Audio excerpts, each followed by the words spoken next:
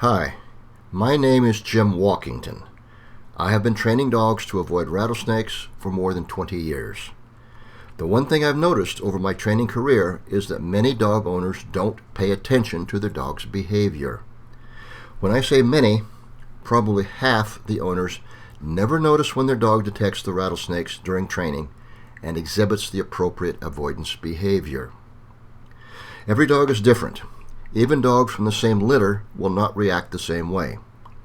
That is why for many years my mantra is, watch your dog. Why is this important? It's like having a deaf child that signs. If you never look at your kid, you have no idea what they are saying.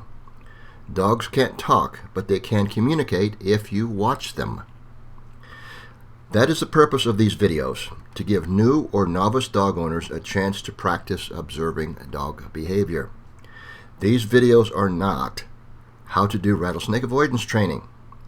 Please leave that to the experts. Again, my purpose is to demonstrate the importance of watching your dog's behavior.